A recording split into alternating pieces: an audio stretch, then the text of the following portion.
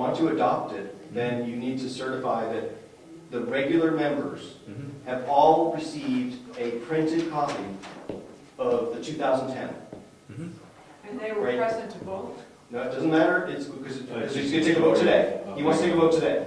Well, right. But that, and when we, at our last meeting, at the end of our last meeting, this became an issue, and intentionally, I believe we sent out both the 2009 and the 2010 electronically. We did not send them out by paper. So sometimes the procedures bite you in the butt. But I mean, Eddie almost certainly got a printed copy sometime.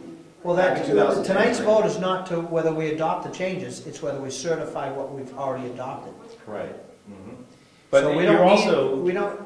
But I think, Rod, what you're... Oh, so you're saying it's been adopted. It's already been adopted. Yes. We just talking certification. Yeah, those it never got certified. Okay, if that's the case, then yeah, that's a separate issue. Yes. But what you just read, I think, in my opinion, should be changed to reflect the contemporary lifestyle of modernization. If we adopt what we've got, then we can make a change. Well, right. We need to maintain certified copies of our documents, and at this point we don't have this certified. So we should certify it first, and then turn around and make a change. That's right. And recertify it. We have nothing better to do. What the hell? We can argue. We agree on. We're really good at that. You know, as far as the in the hand thing goes, I think the reason that is there is because it was probably written before we all started emailing each other, but the alternates should be included in this simply because they may sit as a regular in a case of this particular thing. No. Yeah, go ahead. I think when they say regular members, is that what they said, regular members? It's regular members. I would assume that means if you're an alternate was sitting, it would be considered a regular member. But alternates, when they're not sitting, cannot vote on this. I mean, they can discuss it, but like everything else, we're not allowed to vote unless we're sitting. But if you have to sit, you'll have had it in your hand in the event someone is in a car accident someplace, so that's the night of the vote. Well, I think in the hand business, I certainly agree with you that we should, as I said, become more contemporary in our procedures. I'm not going to disagree with you at this moment, but I'm just going to say let's keep it to the concept of certification.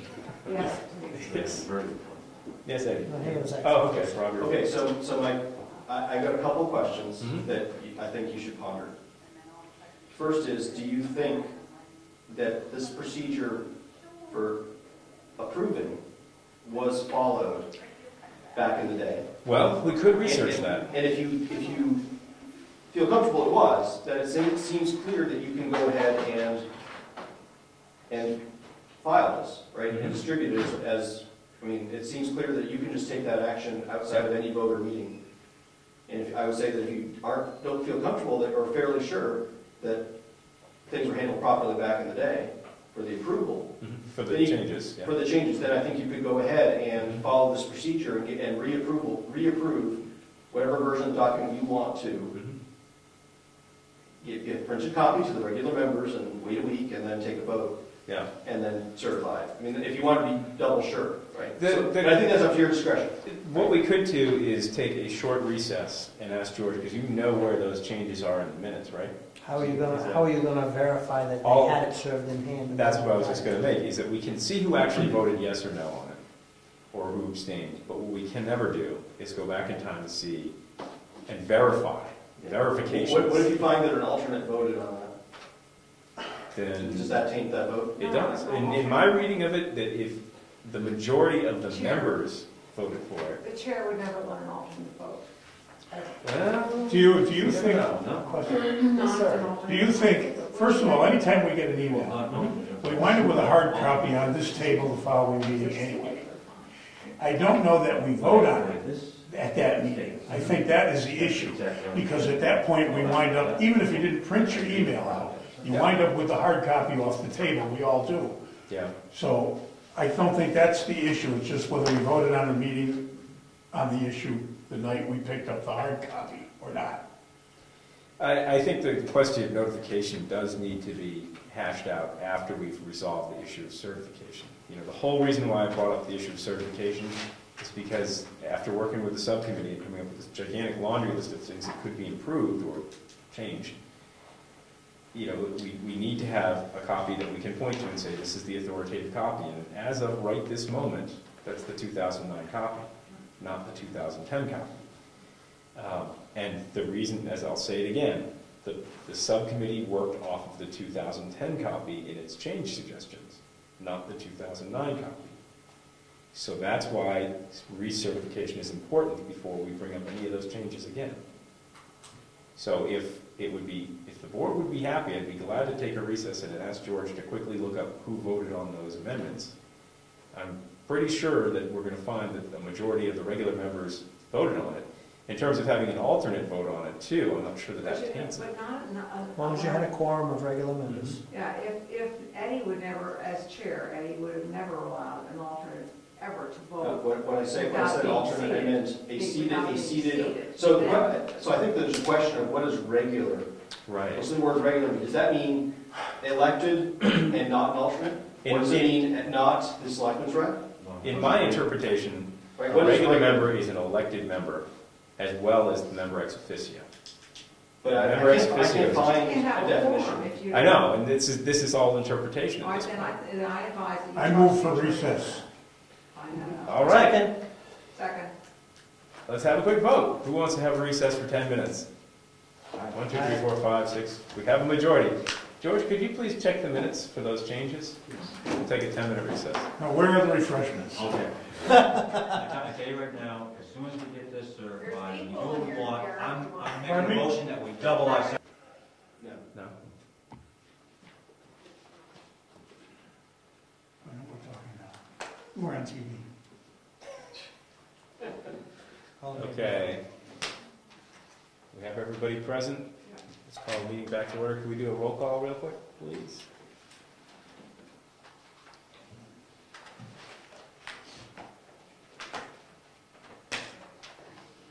Thomas Welton, Present? Steve Wachowski, Ed Nason, Here. Gary Ciccarone, Here. Rick Charette, Jim Freeman, Here. Clifton Camp.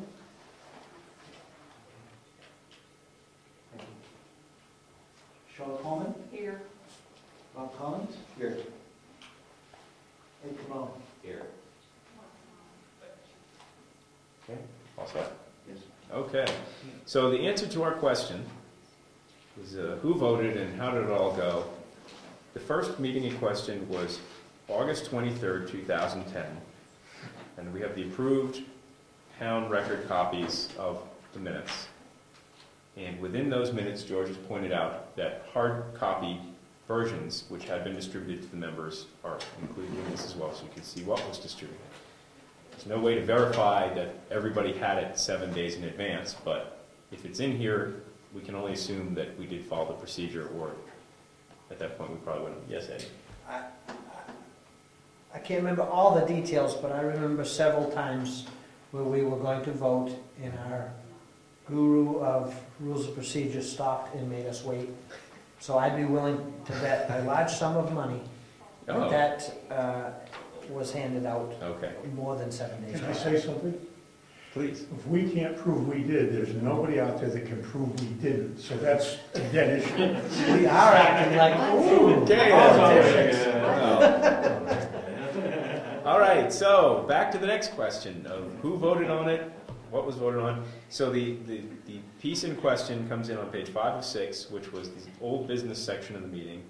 There was a motion by Bill Gaver regarding a change that's in here.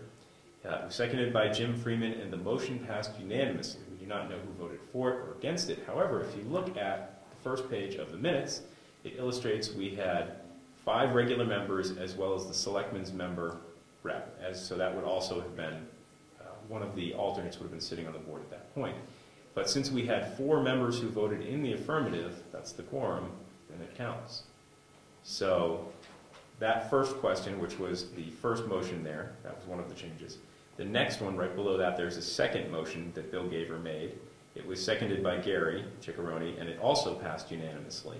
Same situation. says here, other motions were withdrawn, are presented and withdrawn. It goes down. There was one here. Cliff Camp had made a motion that was seconded by Steve Mykowski, and it was removed for part of it was removed for consideration, and then the motion didn't pass. So that doesn't matter, and that's the end of the changes. So as far as that first set of changes, there were 2 changes that passed on August 23rd, 2010. That's what the record shows. The next section of concern was September 13th, 2010, the next meeting. And at that meeting, we had 1, 2, 3, 4, 5 regular members and Cliff Camp. So we also had 1 alternate sitting on the board. Now, in that series of minutes, it shows at the top of page 3 of 3, motion made by Charlotte Coleman, and it was seconded by Steve Mykowski, and it was withdrawn. So that one got pulled out. Right below that bullet point, there's another one. Motion made by Charlotte, seconded by Stephen, and the motion passed unanimously. Same situation where we have a change, and these are regarding really almost meaningless stuff, changes in the way things are written. Punctuation, pretty much. Yeah, it's a Charlotte one, it's punctuation. Right below that, Clifton Camp made a motion that they changed the nomenclature for minutes, or the numbering system, and it passed unanimously. It was seconded by Stephen. And the last one, Gary made a motion that the board add some more stuff, seconded by Jim Freeman, and the motion passed unanimously. So in each situation where something passed, it passed unanimously, which would have incorporated at least 4 regular members if you consider a regular member to be a sitting member who was elected. So since it was passed unanimously, the only unsolvable question is assuring that everybody actually had the paper document 7 days ahead, but we do have the actual physical copies of those documents that were distributed. So, is there any questions? Thank you, George. Yes? My question is, do you realize how dramatically Ed Comeau here has changed our lives with that camera? We can't get away with anything anymore. You should see what's happening up in the county and state. Do you save all that stuff? But it's the way it should be. Yeah, oh yeah. So, any other questions? No complaints. So I think that's the record. That's what the record shows. So I'm satisfied that those motions, amended motions, passed. So you're going to now just go ahead and follow the the procedure to get it certified? Right. That's what I believe we should do, is certify what we have, which would be the last date, which was September 13th, 2010, that version, and submit a copy to the town clerk. And the other folks, yes. And each of us. Well, I don't know about you, Rob, but everybody else at least. I don't know. It says all of us. Yes, that is the procedure, so that is the procedure that will be followed. So are there any other questions regarding certification? Until we change it next week. Yeah, sure. Then we'll recertify it again. I move we get it certified. Okay, so Gary has moved for certification of the rules of procedure dated, what date? On the 13th. September 13th. September 13th, 2000. Yes, George. If I may, Ed knows what I'm going to say. He already forwarded the motion. I blurted it out, I didn't raise my hand. Oh, you already did it? Or did I take mine back? Thank you. Okay, so we have a motion on the floor. Any discussion, any further discussion to certify the rules of procedure dated September 13th, 2010? No discussion. Yes, I do George. apologize. On number 4, after planning board rules. Which document are you looking at? I'm looking at the one that has the 2020. Section 20, yep. Yes, I'm actually, this is a carryover of what Rob brought up previously. It does look like 1, 2, 3, and 4 does list the revision history. Mm-hmm. And so which we may want to consider adding a revision that is the September 13th revision. So you're saying number 5 would then become September 13th, 2010? Yes, I assume that's what you're going to do. I think you need to include August changes as well. I think Those were voted to, in a. That's true, I Just not think you're right. certified.